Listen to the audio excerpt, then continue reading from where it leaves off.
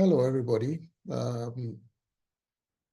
Welcome to this session where we are going to talk about a new tool to support the formative assessment of our residents in our various training centers across West Africa.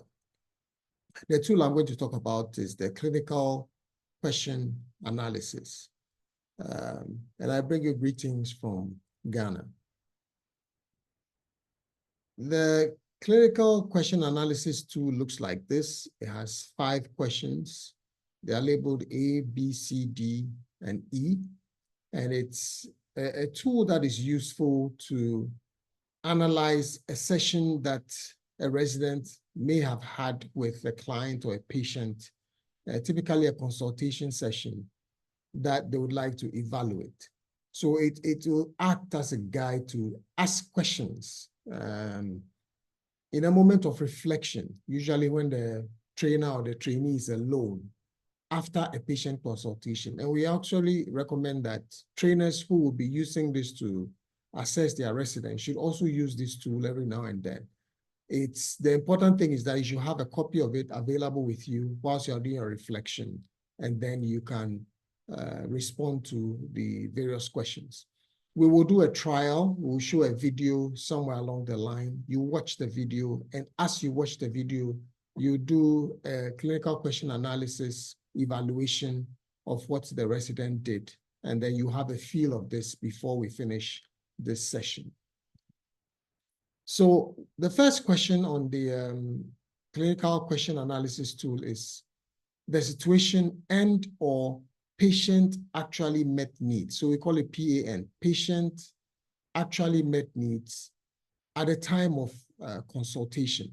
So at this moment, the trainee who is reflecting on a consultation that they have had will then ask himself or herself, what have I been able to do? What are the positive things within the space which I had or the time which I had with the patient? And then you list what went well, basically, with the interaction. And then we go into a situation of difficulty or patient unmet need. And so through reflection, you should be able to identify some of the areas that you feel the patient's needs were not met. And so some of the questions you can ask yourself during this period is, how could I have done better? How could I have done better? And then once you ask yourself that question and you finish your reflection, you will begin to define areas for improvement, areas for development, or areas for change in your own practice. And as a trainer, once the resident comes in with what they have written as a patient unmet need, you will see in the video that you need to quiz and find out why they reflected and they found themselves wanting in those areas. And then those areas of weakness or areas that the patient's need was not met will be classified. We will look at clinical knowledge, we'll look at non-clinical knowledge, or is it skills, or is it attitude of the resident that needs to improve? And that is also documented. And then we go on to the C, which is the third question, which talks about my problem. Now, this is based on the doctor. So what is the doctor's problem? What was the doctor's difficulty? What are some of the questions that the doctor is asking himself or herself?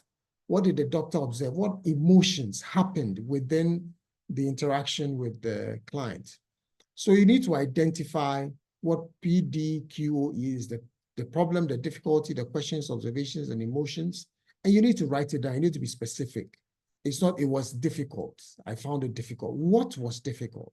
Was it asking questions? Was it the responses of the client? Was it the time you didn't have? What exactly was the problem? And then you need to describe your emotional reactions. How did you feel? Did you feel angry? Did you feel tired of all this? What exactly did you feel? And you need to acknowledge your emotions, and you need to explore how you felt about it. So this is something we push the resident to be able to do. And then you need to analyze the situation. You break it down, look for patterns. Is this something that has been recurring in my practice? is it something that I stigmatize against people who are overweight? And it's like I can't tolerate it when they come and they give me excuses about their diet and all that. So you need to break it down, analyze, and write down what you feel is your problem or your difficulty. Some of the ways we can do this is by asking reflective questions. So you can ask yourself, what exactly is the problem? What are the facts? Why do you think this problem is occurring? Why are you reacting this way? Is it because you've lost a baby before? When somebody comes in with a certain challenge, you can't stand it, or you get too emotional. How does the problem affect you? How can you address it? And then who is involved in this problem? Who can help you? And then when does this problem occur? When did you first notice it? So these reflective questions assist you, the doctor, to evaluate what the problem is in your person. Okay. Then the fourth question is, once you've identified that there's a problem, then there may be a need. So what is me, my doctor educational need, DEN? That is, which aspects of this encounter or situation do I need to find out more about to improve? So that's a doctor educational need, that is D. And so out of that, we are going to come up with an educational plan. What plan, what personal doctor educational need do I have that I need to have a plan for? And so you write down what actions you need to take, and then you actually set targets or dates when this need is going to be complete. And then finally, how did I close the learning loop? So you start from a point and you go round and you come back to the same point. So you can see that the eraser and the pencil are meeting again. And what did I do in my practice differently? So after you have found out the need, you have gone through education to fix that need, you will ask yourself, how did I implement what I learned? And that is how you close the loop and finalize the clinical question analysis. So we are going to listen to a video. What you need now is, I believe the organizers have sent you this Google form, which you will download, and then as the video goes along, you'll be filling or completing the Google form. So we will quickly move to the video.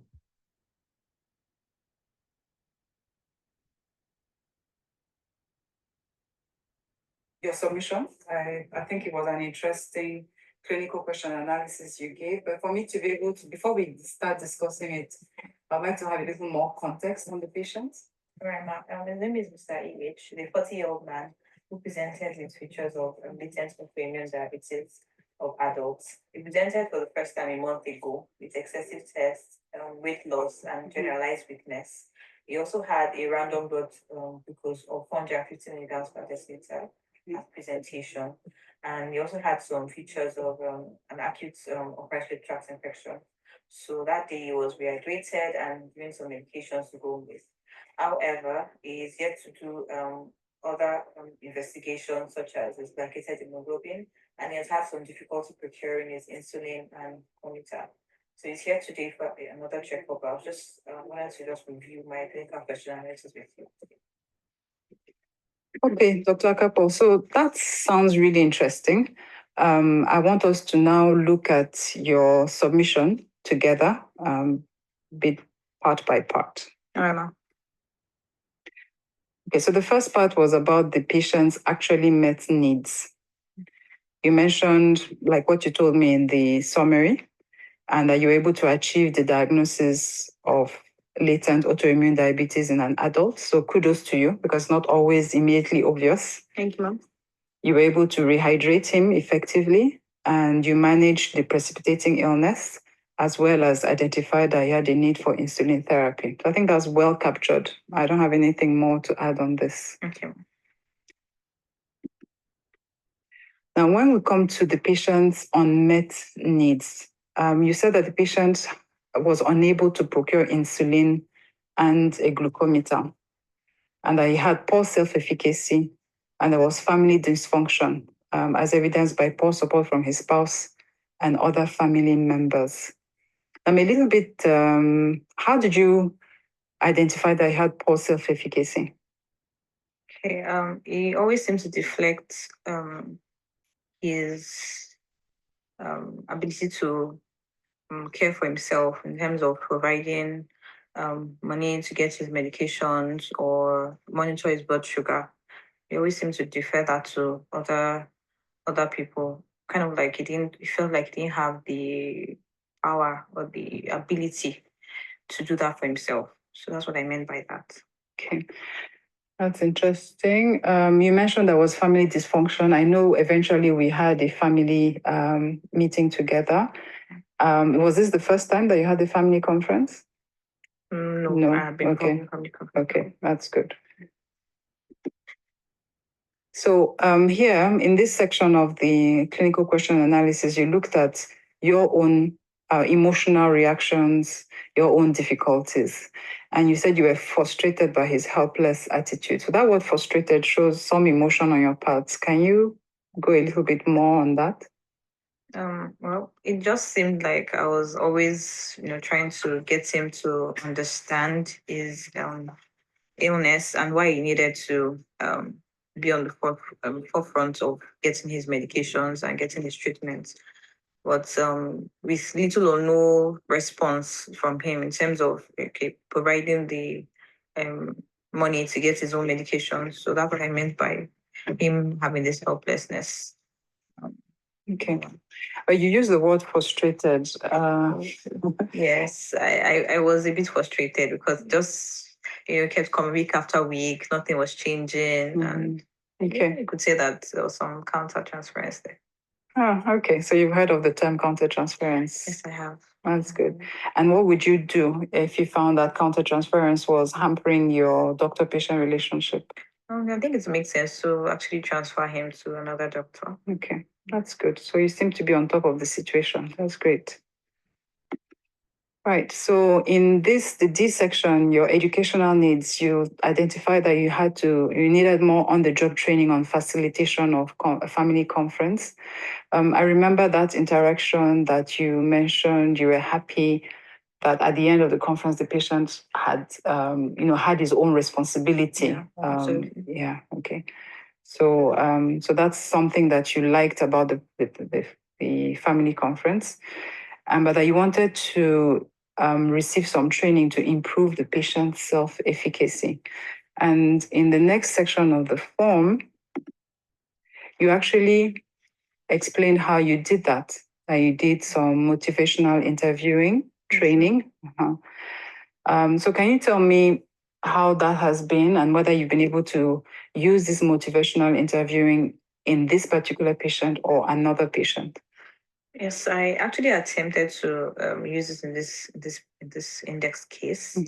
However, I think a major hindrance to it actually having some effect in him is that it was not in his stage of change. Was in this pre-contemplation stage. He wasn't ready to really change his behavior at that time. But in other patients who have, already had this contemplation stage or beginning to make preparations to change, it's quite effective in them.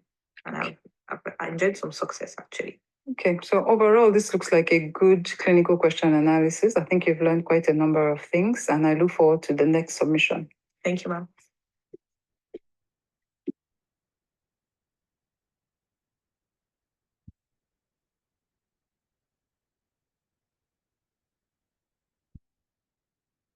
Right, so welcome back from the video.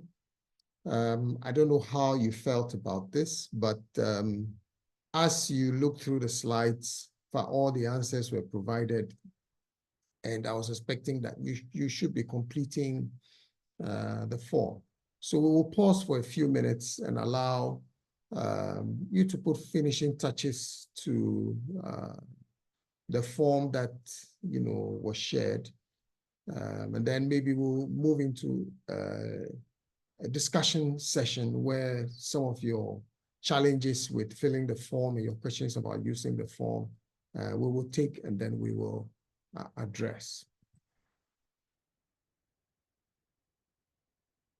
So from what transpired, this is the approach, and these are some of the things that we expected that as you listen, you could have teased out from the video interaction.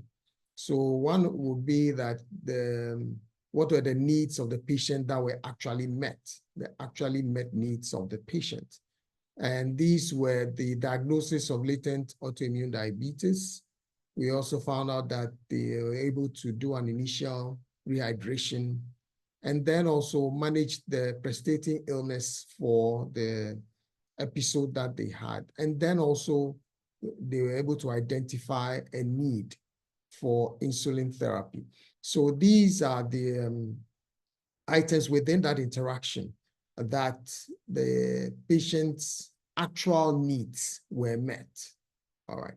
Then when we come to the situation difficulty or the unmet needs upon reflection, the patient's inability to procure a glucometer was an unmet need. Also, the patient was not purchasing or procuring the insulin as required by the doctor. There was also the issue of family dysfunction, where the wife was not seen to be supportive of the patient. And so that brought some dysfunction. And then the greatest unmet need from what the doctor or the resident was reflecting on was the poor self-efficacy of the client, who generally felt others had to be responsible for his needs. He wasn't getting people to every time. He wasn't getting people to help him, but he didn't see the part where he was responsible for doing these actions that were required of him. And then for the C, so because of this background of the unmet need, it brought a lot of frustration in the doctor, and she said it a few times. And her emotions were brought to play, felt very frustrated, felt tired about the whole thing, and felt helpless about the helpless attitude of the patient, that wasn't really putting in efforts to get to target and to procure the insulin or get the glucometer and all the other things. And so the patient's posture was expecting others to provide for his needs. And so this was the difficulty that the resident encountered in that interaction. And this is what was showing in her emotions, that she felt very frustrated. So with that, her needs following this encounter was that she felt if she could facilitate family conferences better, it would help with the management of such patients. And then also, if she undergoes training to improve, how to improve a patient's self-efficacy. How do you do, and she identified motivational interviewing as one of the things that was a need for her to get through. And once she does that, the expectation is that the patient will be better handled. So it is quite clear that there's a phase 1 and a phase 2 in the clinical question analysis, where the initial reflection will bring you up to the point where the doctor's educational need is discussed. Then a plan is made for the need. A deadline is set, a program is selected, and whatever needs to be done to bring the resident to the level where when they meet a similar situation, they will be able to encounter it, is something that needs to be discussed with the consultant or the trainer, and then a plan is set. So at a later date, the resident would report on what happened with the need that they had, what happened with the steps that they were supposed to take to get to target, and then it's evaluated again by the trainer, preferably the same trainer, but if the trainer is not available, we may have to use another trainer. And then finally, you put it all together. How did we close the learning loop? We started with a gap. How do we close? So this for this particular resident, the motivational interview training was done, and then how to facilitate a family conference was also taught, and then the other key thing that was seen here was that the consultant or the trainer was involved early in the management of the patient that there was a difficulty. And so at the end of all this, the loop is closed. The resident has learned, the resident to be more proficient if there's another situation which is similar to this. And then also the resident will be able to bring up other younger residents or healthcare personnel into the picture. So at the end of it all, you need the registrar or the resident to sign, to write their name and then sign, and then you date that this formative assessment was done. Now, the other thing with the formative assessment tool is that the college expects that for this, every resident should do 2 per year. Now, we also know that the faculty wants scoring to be done, and each should be scored over 10. And so the trainer should find a way of scoring this document over 10. And I think that a little more weighting should be given to the E section.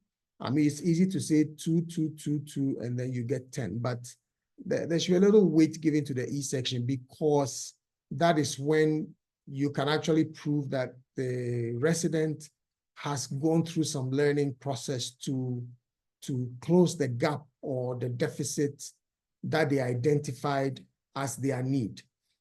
So just identifying the need and not doing anything about it shouldn't really make the resident pass the formative assessment.